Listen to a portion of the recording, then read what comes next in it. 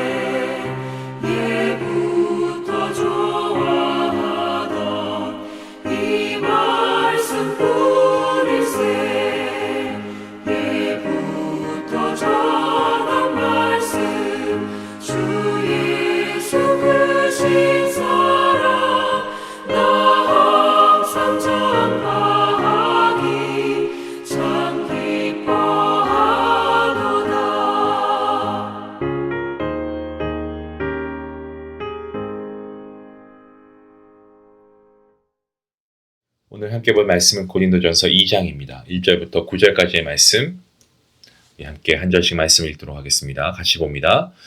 형제들아, 내가 너희에게 나아가 하나님의 증거를 전할 때에 말과 지혜의 아름다운 것으로 아니하였나니 내가 너희 중에서 예수 그리스도와 그가 십자가에 못 박히신 것 외에는 아무것도 알지 아니하기로 작정하였습니다. 내가 너희 가운데 거할 때에 약하고 두려워하고 심히 떨었노라. 내 말과 내 전도함이 설득력 있는 지혜의 말로 하지 아니하고 다만 성령의 나타나심과 능력으로 하여 너희 믿음이 사람의 지혜에 있지 아니하고 다만 하나님의 능력에 있게 하려 하였노라.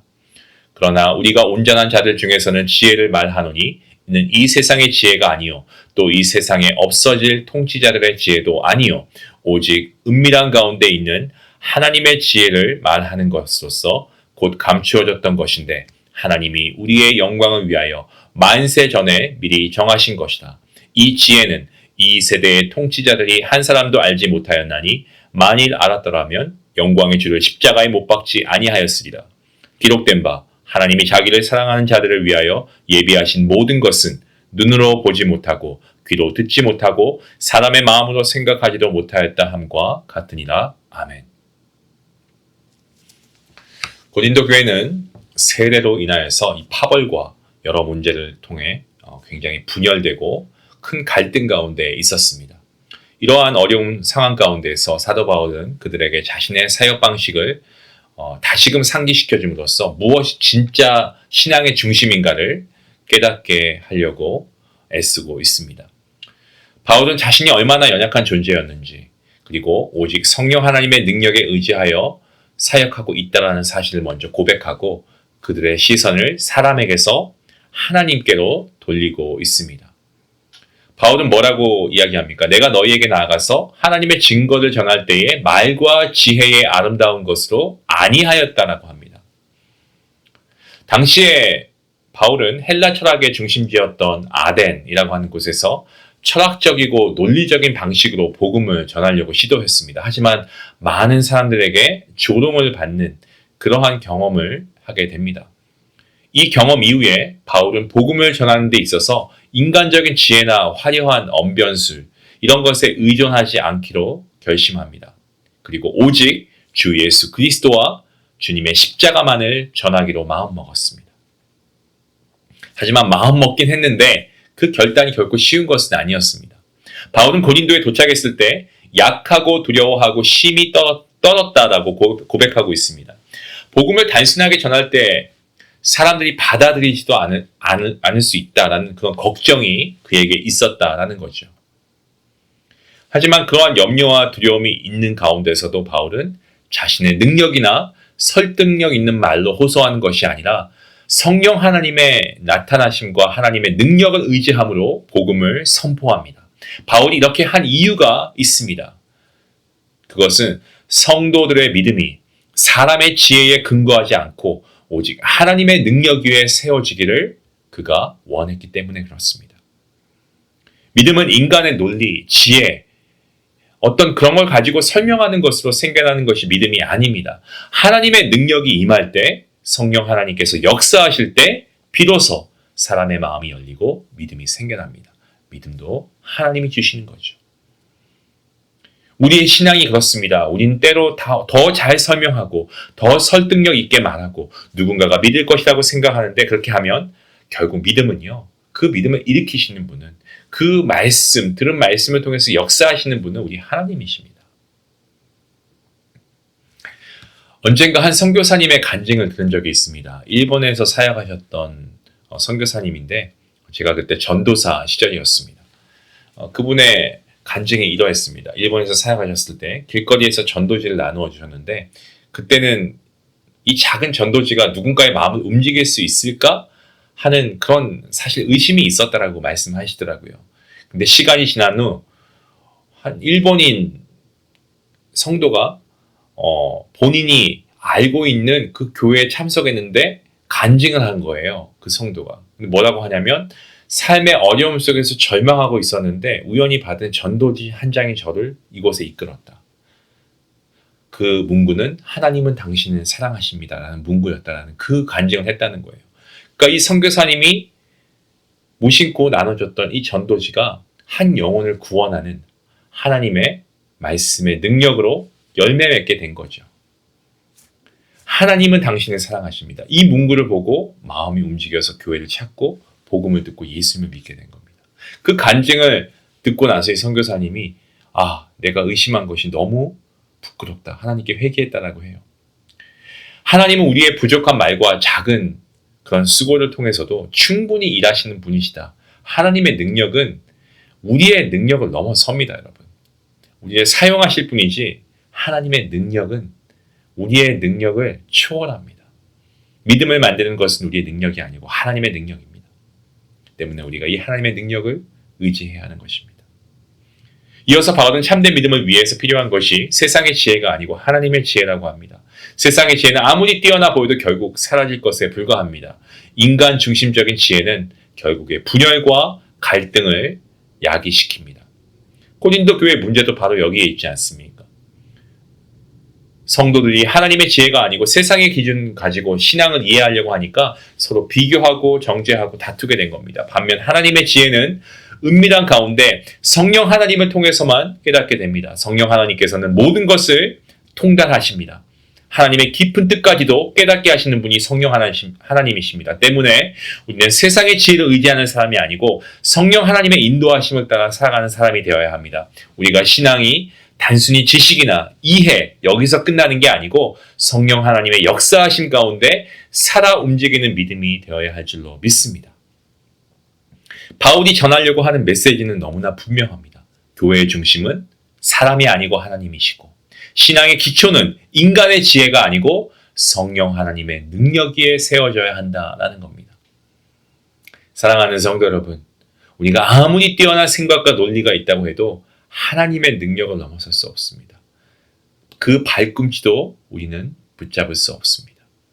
우리의 신앙을 보시기 바랍니다.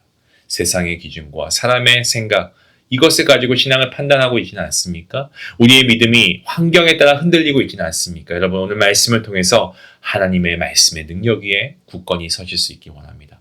우리의 연약함 가운데서도 역사하시는 하나님의 능력을 신뢰하며 오직 하나님을 믿고 우리의 삶을 내어드림으로 하나님을 신뢰함으로 나아가는 우리의 삶이 하나님께서 우리를 귀하게 사용하시고 또 우리를 통하여서 능력 있는 하나님의 복음의 삶을 살아갈 수 있는 우리 모두가 될 수 있기를 주님의 이름으로 간절히 축원합니다. 기도하시겠습니다.